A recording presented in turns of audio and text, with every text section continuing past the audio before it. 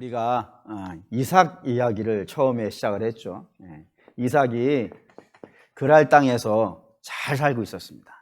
하나님이 주시는 복을 마음껏 누리고 살고 있었는데 이 이삭을 시기하는 자들이 나타나서 이삭을 막 공격을 한 거예요. 막 공격해가지고 이삭을 쫓겨나서 이삭을 쫓아내서 이 폐허가 된 폐허의 땅에 가가지고 살게 되어졌습니다. 그래서 이삭이 이 폐허에서 다시 가문을 일으켜야 되는 거예요. 그때 그가 제일 먼저 한 것은 우물을 파는 것이었고, 근데 이 우물은 이삭이 없던 우물을 새로 판 것이 아니고요, 아브라함 때부터 있던 우물인데 그거를 블레셋 사람들이 막아버렸거든요. 그 막은 것을 다시 파가지고 이 물을 마시면서 다시 부흥하였다라는 이 테마를 가지고 지금 우리가 설교를 하고 있는 겁니다. 그래서 이거를 초대교회 때부터 항상 목사님들은 이런 개념을 가졌어요. 이게 교회입니다. 교회가 처음에 시작됐을 때는요, 하나님의 은혜를 입어가지고 아주 잘 됐죠. 초대교회 어마어마했지 않습니까? 근데 그 어마어마했던 교회들이 항상 악한 자들의 공격을 받아가지고 무너지는 거예요. 무너져가지고 막 폐허가 된 상태가 되어졌을 때 그 교회가 다시, 그 시대의 교회가 다시 일어나는 법은 새로운 길을 뚫는 게 아니더라는 거예요. 예를 들어서 교회가 우리가 복음으로 잘 성장해 오고 있었는데 그것이 악한 자의 공격을 받아가지고 무너진 거예요. 그래서 무너졌으니까 다시 시작을 해야 되는데 다시 시작할 때 새로운 우물을 안 팠다니까요. 새로운 우물이라면은 예를 들어, 이게 예를 드는 거니까 오해는 마시고, 예를 들어 생명운동을 한다든가, 또 인권운동을 한다든가, 또는 정치운동을 한다든가, 이런 식으로 새로운 우물을 파는 게 아니라 이거예요. 교회가 부흥할 때는 항상 어느 우물을 팠다고요? 이전에 믿었던 걸 팠다 이거예요. 그게 뭐겠어요? 항상 복음이라 이거예요. 그러니까 복음을 판다 이거예요. 그러니까 교회가 항상 새로워질 때는 교회는 다른 데에 그 사명과 생각을 두고 살아가는 것이 아니고 늘 복음을 팠다 이거예요. 그래서 복음이 회복되어지면 그 교회는요, 다시 일어나고, 이런 일들이 쭉 역사에 반복되어졌기 때문에 우리도 다시 이 시대에 부흥이 있기를 원한다면은 다른 거 할 때가 아니라 이거예요. 다른 거 할 게 아니라 우리가 알고 있었던 복음을, 우리가 알고 있었던 믿음을 한번 다시 점검하고 내가 지금 제대로 믿고 있는지, 제대로 하고 있는지 그거를 잘 확인해서 그쪽으로만 진행하면은 다시 무슨 시대가 온다고요? 부흥의 시대가 온다. 이게 성경이 우리에게 늘 알려주는 거라 이겁니다. 그래서 여러분에게 우리가 부흥 처음 할 때 뭔 얘기했냐면 하나님이었어요. 하나님을 제대로 합시다.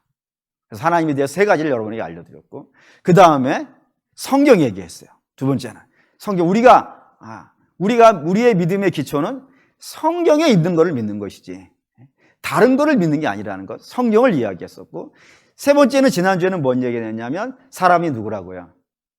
죄인이다. 이거를 반드시 명심해야 된다. 우리가 의로운 척하고, 우리가 의롭다 그러면은 주님이 이 땅에서 죽으셔야 될 이유가 없는 거예요. 그러니까 우리가 십자가를 믿는다는 것은 우리는 죄인이라는 사실을 믿는 것이고, 그 죄인을 믿기 때문에 우리가 주님을 바라보면서 소망이 생기는 역사가 있다는 겁니다. 그래서 우리가 죄인이라는 것 세 번째로 얘기했고, 오늘은 뭔 얘기해야 되냐면 예수님 얘기해야 된다 이겁니다. 제가 요즘 굉장히 관심을 갖고 진행하고 있는 것이 두 가지가 있습니다. 하나는 뭐냐면 화요일 날 4시에 우리 교육자들하고 세미나를 하고 있습니다. 책 한 권을 놓고 세미나를 하는데 그 책 내용이 뭐냐면 신천지에 관련된 걸 같이 놓고 세미나를 하고 있어요. 이걸 하나를 하고 있고, 또 하나를 열심히 하고 있는 게 뭐냐면 교회사를 열심히 좀 보고 있어요. 교회사를 열심히 보고 있는 이유는 이번에 이제 오후 예배가 시작되는데 이 오후 예배를 교회사를 하려고 합니다. 그러니까 교회가 걸어온 발자취들을 쫙 한번 돌아보면서 교회가 어느 때 힘이 있었고 또 어느 때 위험했고 다시 부흥하게 됐는지 이 과정을 실제로 한번 역사 속에서 한번 보자라고 하는 의미에서 이제 교회사를 하려고 교회사 책들을 죄다 사다 놓고 이거 읽고 있는 중에 있었는데, 읽다 보니까 아주 중요한 공통점을 발견했어요. 그러니까 신천지든 교회사를 읽든 공통점의 하나를 발견했는데, 그게 뭐냐면 악한 세대가 반드시 교회를 공격할 때는 공격하는 지점이 딱 한 군데밖에 없더라 이거예요. 어디를 공격할 것 같으세요? 우리의 믿음을 공격하려고 할 때 가장 거의 90% 이상, 제가 볼 때는 90% 이상 공격당하는 지점이 어디냐면 예수님입니다. 하나님 잘 공격 안 해요. 성령님도 잘 공격을 안 해요. 근데 예수 그리스도에 대해서는 집요할 정도로 공격을 해요. 두 가지 지점이에요. 예수님에 대해서. 어느 지점이냐면 첫 번째는 예수님은 하나님이 아니다. 이 부분을 집중적으로 공격을 하고, 예를 든다면 그런 것들을 하는 게 유대교도 그렇고 이슬람도 그렇고 또 불교도 그렇고 또 무교도 그렇죠. 자기가 신앙이 없다고 하는 사람들도 예수님이 하나님이라는 사실을 극구 부인하는 쪽에 힘으로 온팡을 씁니다. 그리고 또 하나는 뭐냐면 예수님이 하나님께로부터 왔다는 사실은 인정을 하는데 그분이 하신 일을 믿지 못하는 거예요. 다시 말하면 십자가로 구원을 이루었다는 이 사실을요, 그걸 믿지 못하는 거예요. 그래서 예수님의 십자가는 능력의 십자가가 아니라 실패의 십자가라고 생각을 한다. 이건 대부분 어디서 그러냐면 이단에서 그럽니다. 이단에서 왜 예수님을 실패한 자라 그러냐면 대신 내세울 사람이 하나가 있어서 그래요. 누구냐면 이제 자기 교주가 되는 거예요. 예수님이 실패했으니까 그 실패한 역사를 이루기 위해서 우리 교주가 왔다 이거예요. 이런 구조를 짜기 위해서 예수님이 하신 일을 실패하는, 그러니까 예수님을 이렇게 집중적으로 공격을 해요. 그리고 예수님 이렇게 집중적으로 이 세상을 공격을 하는데 가장 심각한 건 뭐냐면은 교회의 시대, 교회의 부흥의 시대, 믿음의 세대 이런 거 다 통틀어 가지고 가장 심각할 때가 언제냐면 성도들이 이 문제에 대해서 저항을 못하는 거예요. 세상은 예수님이 하나님이 아니라 그런단 말이에요. 세상은 예수님이 하신 일이 실패했다 그런단 말이에요. 그러면 그 얘기를 들으면은 성도들은 어떻게 반응을 해야겠어요? 아니라 예수님은 하나님이시고 그분이 하신 일은 우리를 구원하신 일이다. 이거를 확신 있게 얘기를 해야 된단 말이에요. 근데 그걸 확신 있게 얘기하려면은 어떻게 마음을 가져야겠어요? 내가 그걸 믿어야지. 내가 그거에 대한 믿음이 분명해야 돼요. 근데 이 믿음이 분명치가 않아. 예수님이 하나님이시고 그분이 나를 위해서 죽으셨다는 이 믿음이 확실치가 않아. 그러니까 적들이 와서 공격을 해도 대항할 무기가 없는 거예요. 그리고 이렇게 교회와 성도들이 이 세대에 대해서 예수님에 대해 변증하지 못하는 시대가 왔을 때는 그 시대의 교회가요, 죄다 무너지기 시작하는 겁니다. 믿음이 죄다 무너지기 시작하고. 그러니까 교회와 성도의 부흥이라고 하는 것은 어디에 달려있는 문제인지 아시겠죠? 예수 그리스도에 대한 이해에 달려있어요. 우리가 예수님을 정확히 이해하고 예수님에 대한 믿음을 바르게 갖고 있고 그 믿음을 확실히 갖고 있다 그러면은 이 시대가 어떠한 문제를 갖고 우리에게 덤벼든다 하더라도 흔들리지가 않는 거예요. 교회사에 보면은 2000년간 그랬다니까. 2000년간. 근데 예수 그리스도에 대해서 분명히 얘기하지 못한 그 예수 그리스도는 확실히 약해진 시대가 오면은 죄다 무너지는 거예요. 아무리 높은 직분을 갖고 있는 사람이라 하더라도 죄다 무너지더라 이겁니다. 그렇기 때문에 우리가 예수님에 대한 좀 분명한 믿음을 가져야 될 필요가 있습니다. 그럼 우리가 믿고 있는 예수님 어떤 분인가? 정리하려면은 제일 좋은 텍스트가 뭘까? 그냥 한 번에 딱 이해되어질 수 있는 그런 것이 뭐가 있을까? 이렇게 앉아가지고 고민하다 보니까 내가 왜 그런 고민을 했지라는 생각이 들었어요. 왜 그런 고민을 했냐고 생각되냐면은 우리가 하루에 한두 번씩은 하는 것이 있더라 이거예요. 그게 뭘 것 같으세요? 오늘도 했어요. 오늘도 벌써 2번이나 했어요. 물론 새벽에 와서야 한 번 했겠군요. 새벽에 와서 한 번 했을 것이고 그리고 오후에 이 밤 예배 와가지고 한 번 또 했어요. 뭘 것 같으세요?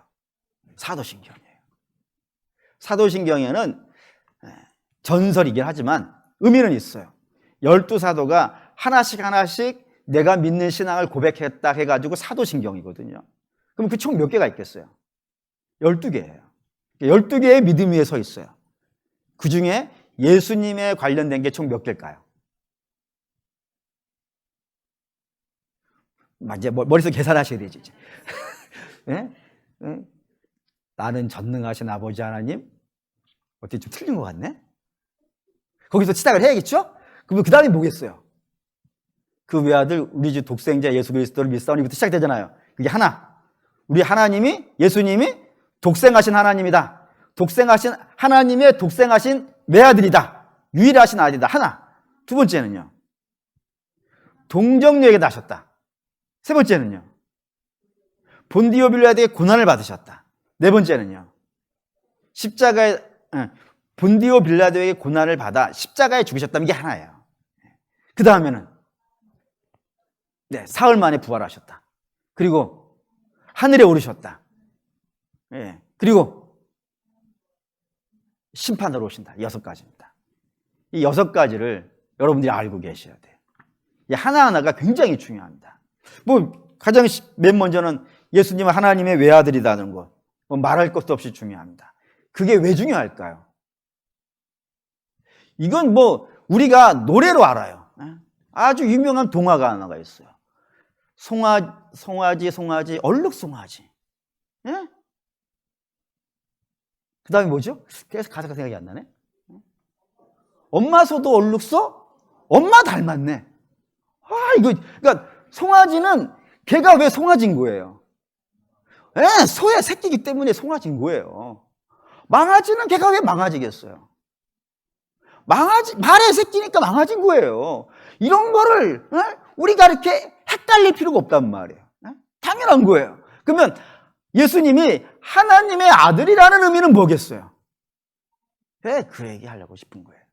그러니까 예수님은 분명한 하나님이라는 사실을 여러분 기억을 하셔야 돼요. 이게 우리의 신앙의 기본이에요.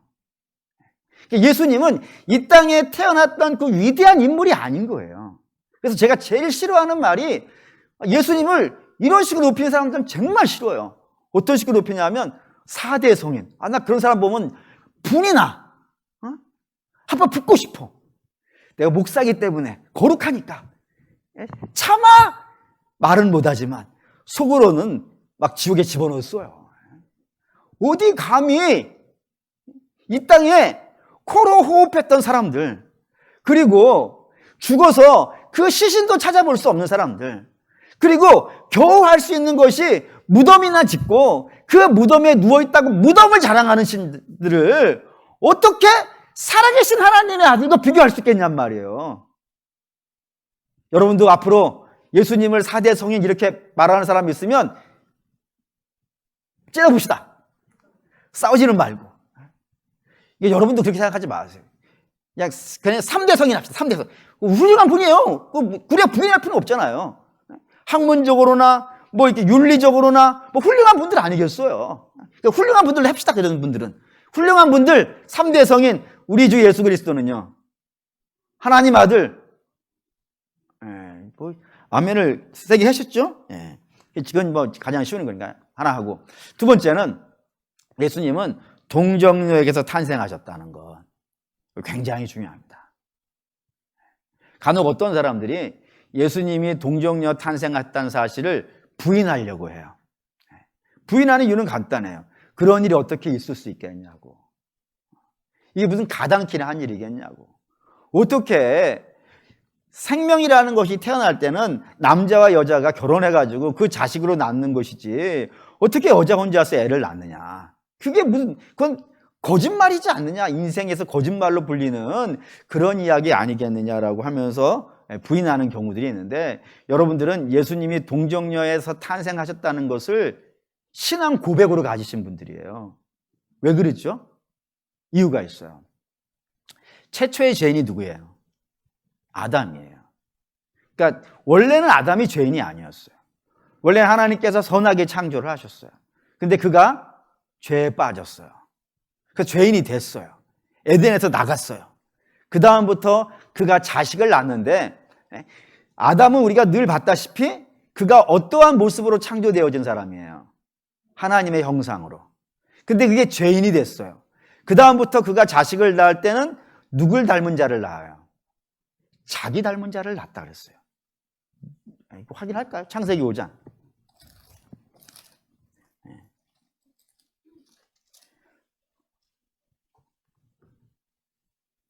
창세기 5장 3절입니다.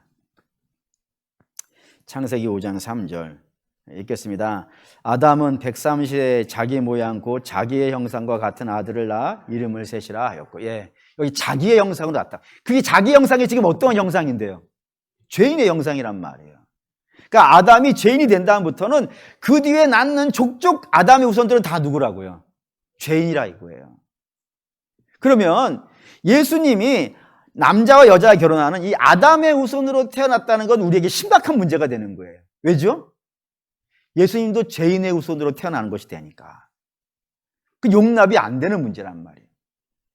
예수님은 그냥 남자와 여자가 부부로 만나서 결혼하는 그런 죄인의 후손으로 태어나면 왜 심각한 문제가 되냐면 죄인은 뭐를 할 수가 없으니까요. 우리의 죄를 대속할 수가 없단 말이에요.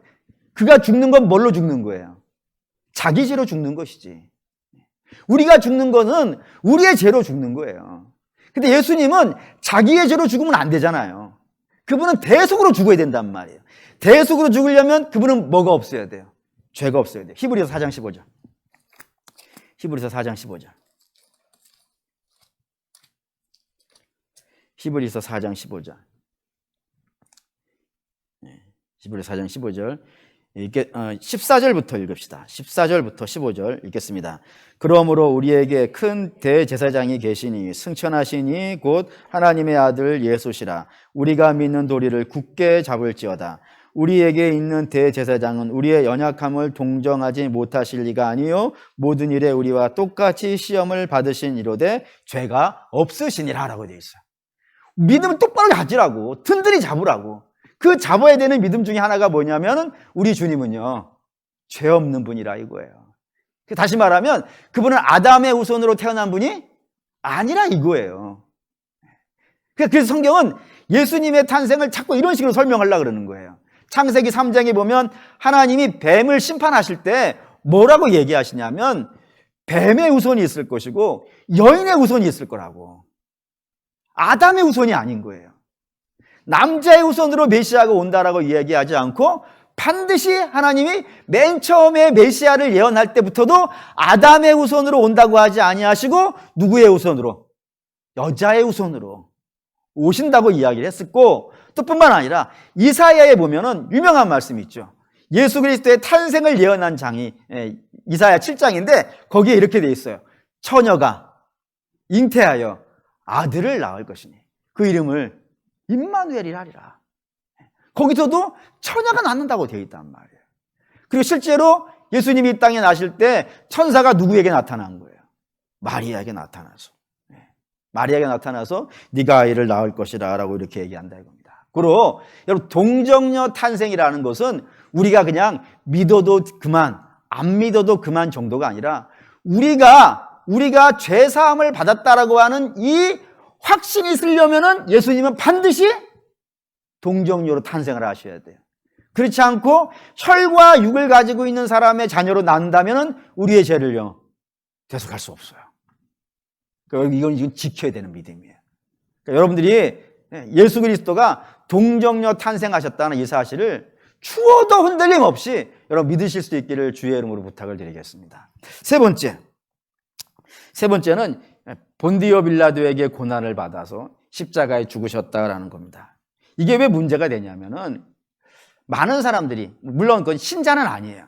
불신자들 중에 많은 사람들이 이렇게 생각해요. 예수님이 이 땅에 하나님의 뜻을 이루시려고 오셨다 이거예요. 오셔가지고 정말 애를 많이 썼다 이거예요. 먹지도 아니하시고 또 그냥 많은 사람들 찾아다니시면서 정말 애를 많이 쓰셨다고요. 근데 정말 애를 써가지고 이 시대를 하나님의 뜻에 맞게 뭔가를 해보려고 무진장 노력을 하셨는데 안타깝게도 실패했다 이거예요.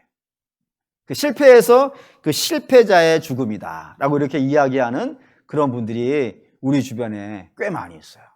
근데 여러분 우리가 이것도 분명히 아셔야 되는 것은 예수님은 여기서 뭔가를 해보다가 안 돼가지고 죽으신 것이 아니라 처음부터요 죽기로 하고 들어오셨다 이거예요. 이거 한번 확인해 봅시다. 성경부터 봅시다. 창세기부터. 구약에서부터 보시죠. 창세기 3장 15절. 창세기 3장 15절. 창세기 3장 15절. 읽겠습니다. 내가 너로 여자와 원수가 되게 하고 내 후손도 여자의 후손과 원수가 되게 하리니 여자의 후손은 내 머리를 상하게 할 것이고 너는 그의 발꿈치를 상하게 할 것이라. 예. 처음부터 뱀이 예수님을 공격한다라고 그렇게 되어져 있는 걸로 이 예언이 시작이 된다 이겁니다. 근데 이것이 이사야로 갑시다. 이사야 53장. 이사야 53장. 이사야 53장. 4절에서 6절입니다. 구약성경 1033페이지. 1033페이지. 이사야 53장. 4절에서 6절 읽을게요. 그는 실로 우리의 질고를 지고 우리의 슬픔을 당하였거늘 우리는 생각하기를 그는 징벌을 받아 하나님께 맞으며 고난을 당한다 하였노라. 그가 찔림은 우리의 허물 때문이요 그가 상하심은 우리의 죄악 때문이라. 그가 징계를 받음으로 우리는 평화를 누리고 그가 채찍에 맞음으로 우리는 나음을 받았도다. 우리는 다 양 같아서 그릇 행하여 각기 제 길로 갔거늘 여호와께서는 우리 모두의 죄악을 그에게 담당시키셨도다. 이 이사야 예언이 예수님 오시기 후에 기록된 거예요? 아니면 예수님 오시기 전에 기록된 거예요? 전이죠? 아니 구약이니까. 그것도 500년 이전 이야기예요. 그러니 500년 전에 이미 예수님이 이 땅에 오셔가지고 이런 고난을 받아서 죽게 되어질 것을 그가 찔리고 상하고 깨지고 이런 일들이요 실제로 예언이 되어져 있는 이야기라 이겁니다. 그리고 그 예언은 예수님도 하셨어요. 마태복음 16장. 마태복음 16장. 마태복음 16장 21절. 마태복음 16장 21절 읽겠습니다. 이때로부터 예수 그리스도께서 자기가 예루살렘에 올라가 장로들과 대제사장들과 서기관들에게 많은 고난을 받고 죽임을 당하고 제3일에 살아나야 할 것을 제자들에게 비로소 나타내시니 주께서 죽으시기 전, 고난 당하시기 전에 십자가로 죽으시기 전에 이미 그가 고난을 받아서 죽게 되어질 것을 얘기하셨고 여기만 얘기가 아니라 17장에도 있죠. 17장에도 육성으로 이렇게 되어져 있어요. 22절에서 23절. 17장 22절에서 23절 읽을게요. 갈릴리에 모일 때에 예수께서 제자들에게 이르시되 인자가 장차 사람들의 손에 넘겨져 죽임을 당하고 제3일에 살아나리라 하시니 제자들이 매우 근심하더라. 주님께서 당신 스스로도 계속해서 이 땅에서 고난받게 될 것이고 죽게 되어질 것이다 라고 이렇게 자꾸 이야기하셨다고요. 그러니까 창세기에서부터 예수님까지 계속 진행되어지는 이야기는 예수님은 이 땅에 오셔가지고 뭔가를 해보다가 실패해서 죽는 것이 아니라 처음부터요 죽기로 하고 들어오셨다 이거예요. 근데 우리는 그러면 질문이 생기는 거예요. 어떤 질문이 생기냐면 왜 예수님은 죽기로 하고 들어오시느냐 이거예요. 왜 죽기로 하고 들어오시는가라는 겁니다. 그리고 당연히 이제 우리가 이런 얘기를 또 가야겠죠. 왜 그러냐면 우리가 뭐기 때문에요? 죄인이기 때문인 거예요. 이게 중요한 두 가지 의미가 있어요. 첫째는 뭐냐면 죄인이 가지고 있는 중요한 특징이 하나가 있는데 죄인이 가진 특징은 하나님의 뜻대로요 살 수가 없어요. 이게 얼마나 심각한 건지 아시겠습니까? 이렇게 얘기해서 이제 창세기 1장을 제가 여러분에게 설교할 때 창세기 1장은 에덴이 만들어지는 장이에요. 근데 그 에덴이 만들어질 때 가장 중요한 원리로 삼은 것이 뭐였어요? 하나님께서 말씀하셨다 이거예요. 하나님이 말씀하셔서 만들어진 거예요. 모든 것이 이 세상의 모든 것은 에덴을 포함해서 모든 것은 다 하나님께서 말씀하신 것이 그대로 이루어진 것이에요. 그러니까 에덴도 마찬가지예요. 하나님이 말씀하신 대로 만들어진 거예요. 그래서 사람이 언제 가장 복이 있어요? 여러분 이게 헷갈리시면 안 돼요. 우리가 자꾸 이게 헷갈려요. 뭐가 헷갈리냐면 뭐가 잘 사는 거예요. 너무 어렸을 때부터 이렇게 배워왔잖아요. 그냥 좋은 집에 사는 것. 근데 사실 좋은 집도 그게 좋은 집인가? 부부의 세계에 나오는 집이 좋지요? 안 봐. 이게 뭐라고 해야 되나? 어쨌든 여러분 잘 사는 거는 그건 부자로 사는 건 부자예요. 부자로 사는 거예요, 그거는. 그건 부자로 사는 것이에요. 건강하게 사는 것일 수 있어요. 좋은 미사하고 다 붙여줄 수 있어요. 근데 그거를 잘 산다고 하기는 좀 그래. 그렇죠? 그건 잘 사는 건 아니에요. 잘 사는 건 뭐가 잘 사는 거예요? 하나님 말씀대로 사는 게 잘 사는 거예요. 그러니까 여러분도 누가 부잣집이 보면, 부잣집 보면은 부자로 사는 거예요. 알았죠? 편하게 사는 거예요. 그렇게 할 수 있어요. 부자로 사는 것이고, 편하게 사는 것이고, 호의고식 하는 거예요. 뭐 나쁜 의미 아니에요. 그냥 부자인 거예요. 근데 우리 그걸 잘 산다고 하지 맙시다. 잘 사는 거는 오늘 예배 드리고 있는 내가 잘 살고 있는 거예요. 옆에 있는 분에게 합시다. 잘 살고 계세요, 요즘? 집사님이 잘 살고 계세요. 그게 잘 사는 거예요. 이게 중요해요, 여러분. 근데 우리가 그게 안 된다, 이거예요. 하나님 뜻대로 못 사니까 우리는 잘 사는 게 아니고 어떻게 하는 거예요, 지금? 원래는요, 못 사는 거예요, 지금. 십자가 밖에 있는 사람은 못 살고 있는 거예요. 고통 중에 있는 거예요. 그게 이 세상이고. 이 하나의 문제이고, 또 하나의 문제는 살고 못 살고는 사실 다음 문제예요. 가장 심각한 문제는 뭔지 아십니까? 죄인이 만나는 인생의 결과예요. 그 결과가 뭐예요? 사망이에요. 그것도 어떻게 해서 사망돼요? 자연적으로 죽는 사망은 사실 중요한 문제 아니에요. 진짜로 무서운 사망이 뭔지 아십니까? 성경에 이렇게 되어 있어요. 두 번째 사망이 있다고. 그 사망은 하나님께서 심판하시는 거예요. 그런 일이 있더라 이겁니다. 그러니 이 하나님 밖에, 하나님과 단절되어져 있는 인생이, 그 죄인된 인생의 삶이 얼마나 비참하고 얼마나 고통스러운지를 우리가 이해를 하셔야 돼요.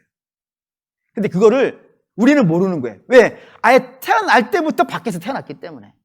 그래서 그냥 우리는 이렇게 생각해요. 이게 팔자려니? 인생은 다 이런 것이려니? 아니라니까요. 성경은 우리의 첫 인생을 뭐라고 하냐면 에덴이었다고 얘기한다니까요. 우리 영생이었다고 얘기한다니까요. 거기에서 지금 우리가 떨어져 나와 있는 거예요. 에덴에서 떨어져 나와 있고 영생에서 떨어져 나와 있는 것이 죄인된 사람의 모습이라 이거예요. 그래서 우리는 그걸 잘 모르는데 이 모습을 가장 안타까워하신 분이 있더라 이겁니다. 그게 누구예요? 예수님. 영생에서 떨어져 나와 있고 에덴에서 나와 있는 그 모습을 불쌍히 여기신 분이 예수님인데 그 예수님이 불쌍해가지고 우리를 구원하시려고 마음 먹으셨다 이거예요. 근데 문제는 구원이 그냥은 안 되는 거예요. 그냥은 안 된다 이거예요. 물론 사람이 자기의 노력으로, 아니 내가 거기서 떨어져 나왔다는 사실 자체도 모르는데 돌아갈 마음을 갖겠어요? 불가능하니까 사람은 스스로도 찾아갈 수 없을 뿐만 아니라 하나님께서 그냥 야 그러면 없는 걸로 하자, 너희 이제 없는 걸로 하자, 이게 되겠어요 안 되겠어요? 안 돼요. 왜 안 되죠? 만약에 하나님께서 우리가 죄가 있는데 그냥 없는 셈 치자라고 하면은 심각한 문제가 하나가 발생되죠. 사실 그럴 수가 없는데도 불구하고 만약에 하나님이 그냥 그래 너의 죄 없는 걸로 하자라고 이야기하면 심각한 문제가 된다니까요. 왜 그럴까요? 왜? 하나님은 공의가 하나님이 아니에요. 우리도 간혹 그러잖아요. 저 귀신은 뭐하나 저거 안 잡아가고. 그런 말 쓰는 거 보면은 무슨 뜻인지 아시겠죠? 죄는 반드시 어떻게 돼야 되는 거예요? 심판을 받아야 되는 거예요. 그게 공의예요. 근데 하나님은 당신을 공의의 하나님이라 그러시는데 공의의 하나님이 당신의 입으로 한마디 한 걸 뒤집어 바꿔버린다면요. 분명히 주께서 너희가 나를 떠나면 죽는다라고 말씀하셨고 사람은 그걸 택해서 나갔다니까요. 그럼 그건 반드시 심판을 받아 죽어야 되는데 하나님께서 그냥 없는 셈 치자 그러면은 하나님 당신 자체가 공의가 안 된단 말이에요. 그럼 하나님 공의 하나님이시니까 그렇게 할 수가 없어요. 그래서 하나님 반드시 뭐 해야 돼요? 심판하셔야 돼요. 근데 하나님이 심판하면 어떻게 되는 거예요? 우리가 망하는 거예요. 그러니 딜레마인 거예요. 하나님은 심판을 하셔야 되고 우리는 심판을 받으면 망하게 되어지고 어떻게 할까? 여러분 어떻게 하면 좋겠습니까? 하나님 택하신 방법은 이거예요. 하나님이 인생을 심판하시는 거예요. 그냥 이렇게 하는 거예요. 이렇게 합시다. 여기에 죄인이 있어요. 죄송하지만 제가 하나님 할게요. 하나님 여기 죄인이 있어요. 심판하는 거예요. 이제 번개를 던지는 거야. 번개를 죄인에게 던져버리는 거야. 맞아 죽으라고. 진짜 아니니까요. 하나님이 심판을 하셨어. 심판하셨으니까요. 심판을 하셨어. 번개를 던졌어. 근데 그 앞에 누가 확 끼어드는 거예요. 자, 아들이 끼어드는 거야. 하나님은 심판을 하셨다니까? 이 놀라운 소식에 아멘이 안 되시고 있는 중입니까? 하나님 심판을 하셨어. 던졌어. 형벌을 내렸고 칼을 던졌어. 사람이 딱 맞아 죽어야 되는데 안 죽었네. 보니까 하나님이 죽었네. 그래서 우리가 어떻게 된 거예요? 살았다 이거예요. 그게 우리 주님이 당하신 고난이라 이겁니다. 그래서 어떤 일이 벌어졌느냐? 오늘 여기까지만 해야겠네요. 세 가지만 해야겠습니다. 히브리서 9장. 히브리서 9장 12절에서 15절. 9장 12절에서 15절 읽겠습니다. 염소와 송아지의 피로 하지 아니하고 오직 자기의 피로 영원한 속죄를 이루사 단번에 성소에 들어가셨느니라. 염소와 황소의 피와 및 암소의 죄를 부정한 자에게 뿌려 그 육체를 정결하게 하여 거룩하게 하거든 하물며 영원하신 성령으로 말미암아 흠없는 자를 하나님께 드린 그리스도의 피가 어찌 너희 양심을 죽을 행실에서 깨끗하게 하고 살아계신 하나님을 섬기지 못하게 하겠느냐. 이로 말미암아 중보자이시니 이는 첫 언약 때에 범한 죄에 속량하려고 죽으사 부르심을 입은 자로 하여금 영원한 기업의 약속을 얻게 하려 하심이라. 할렐루야. 주께서 죽으셨다 이거예요. 하나님의 진노를, 하나님의 인생을 향해서 한 심판을 우리가 받아야 되는 그 순간에 하나님께서 예수 그리스도 갑자기 우리 앞에 끼어들어가 가지고 하나님이 내리신 진노를 남김없이 당신이 다 마셔버렸다 이거예요. 다 마셔버려져 가지고 이제 하나님의 진노가요, 우리에게 쏟아낼 진노가 남아있지 않다 이거예요. 그래서 우리가 그 죄에서부터 사함을 받았다고요. 사함을 받았기 때문에 이제 우리는 그 양심이 어떻게 됐다고요?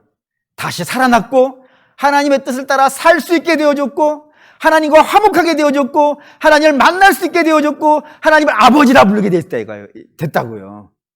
이 일을 하시려면 예수님이 어떻게 돼야 되는 거예요? 죽으셔야 되는 거예요. 그러니까 본디오 빌라도에게 고난을 받아 죽으시는 것은 어쩔 수 없이 망해서 죽는 것이 아니고 우리 주님의 십자가에서 마지막 하신 말씀이 뭐죠?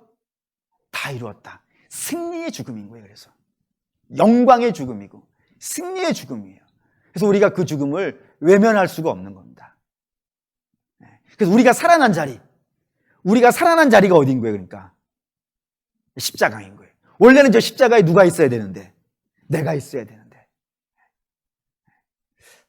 지난주에 너무 제 얘기 많이 했으니까 다시 제 얘기는 안 해도 되겠죠.